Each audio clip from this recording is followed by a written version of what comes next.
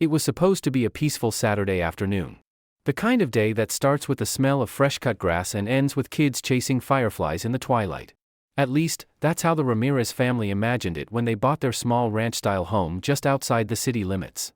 It was the sort of place you moved to when you were done with the noise and done with people telling you what to do. Big sky. Open yard. Freedom. But there was one thing they hadn't counted on: the Homeowners Association, and specifically, its president, Margaret Crowley. Margaret was the kind of woman who ran the HOA like a five-star general running a military base. She wasn't evil, but she believed in rules like they were scripture. Every bush had to be trimmed to regulation height. No plastic flamingos. No lawn furniture visible from the street. And God forbid someone decided to plant wildflowers instead of a regulation green lawn. To her, a neighborhood was a reflection of order, and she wasn't about to let one family mess it up. Especially not the Ramirez family. Now, the Ramirezes weren't troublemakers. They were just different. Jorge Ramirez had served as a sheriff for 26 years before retiring. His wife, Angela, was a schoolteacher known for her homemade tortillas and fiercely protective love for her family. Their kids had all grown up and moved out, but that weekend, they were coming back. All of them. One big family reunion, sheriff blood running through every vein. The idea started simple. Angela wanted a big, relaxed picnic-style reunion. No rented halls. No fancy setups. Just folding chairs, a few grills, some mariachi music, and a lot of laughter, right in the front yard under their two giant oak trees. It was their land, after all. And in Angela's words, if we can't enjoy our own front yard with our family, then what did Jorge work his whole life for? But Margaret Crowley didn't see it that way. She caught wind of the gathering 2 days before the event. The minute she saw folding tables and coolers lined up in the driveway, she marched down the block with a clipboard in hand and fury in her eyes. She knocked sharply on their front door, lips pursed, hair perfectly sprayed into a helmet of indignation. Angela opened the door with her usual warm smile. "Hi, Margaret. Can I help you?" Margaret didn't waste a second. "Mrs. Ramirez, I'm going to need you to cancel whatever it is you're planning. Front yard gatherings of this size are strictly prohibited in our HOA bylaws. No loud music. No grills within 15 feet of the structure. No visible tents or tables in the front yard. I'm sure you understand." Angela blinked. Then smiled wider. "We're just having a family picnic, Margaret. We're not throwing a rave. Just some food and chairs, and the grandkids running around. Nothing illegal." Margaret was undeterred. "It violates multiple points in the handbook, and I'm authorized to issue a formal complaint, which could lead to fines. This is not a campground, it's a community." Angela's patience cracked, but she held her tone. "Margaret, with all due respect, my husband served the law for almost 3 decades. We're not hurting anyone. We'll keep things tidy and quiet." That was the end of that conversation, for the moment. But Margaret wasn't done. No, she was just getting started. Saturday morning arrived like a blessing.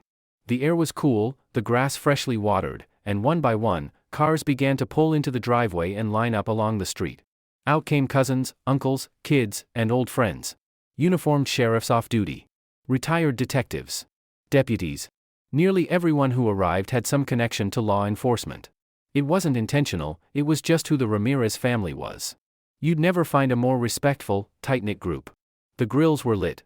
Laughter echoed down the block. Children played tag between the trees. Angela's niece strummed a guitar while the men set up speakers for light background music. The vibe was pure joy. Until Margaret returned. Dressed in khaki slacks, a blue button-up, and sunglasses perched like she was on a military inspection tour, Margaret stormed up the driveway, phone in hand. "This is unacceptable," she snapped. "I told you this wasn't allowed. This is a full-on event." Jorge stepped forward. "Calm. Steady. The way only a sheriff who's seen it all can be." "Margaret," he said with quiet authority. "It's a family reunion. On our property. No one's blocking the street. No one's disturbing the peace. You're welcome to stay and have a plate of food if you'd like." But that only made her angrier. "This is a violation of Article 4, Section C. I'm calling the authorities." Jorge chuckled softly. "Go ahead." And so she did. Margaret dialed the non-emergency number and reported a potentially illegal gathering on her block. She made it sound far worse than it was. She mentioned smoke, crowds, and a possible fire hazard. She wanted to make sure they were shut down, embarrassed, and slapped with a fine. What she didn't know was who would show up. 15 minutes later, 2 sheriff patrol cars pulled up. Uniformed deputies stepped out. The second they saw Jorge, they smiled. One of them, Deputy Franco, walked up and gave him a big hug. "Sheriff Ramirez. Man, it's been years." "Franco. You made it." Jorge laughed. "Didn't think you'd get here this early." Margaret's jaw dropped. "Wait, what's going on?" she asked, voice shaky now. Angela appeared next to Jorge, holding a tray of fresh tamales. "Margaret, meet our family. Jorge's old squad. His trainees.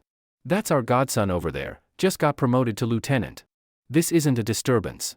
This is a reunion of peace officers." The deputies looked around. "Nothing here violates code, ma'am," Franco said gently. "No laws being broken. Nothing out of hand.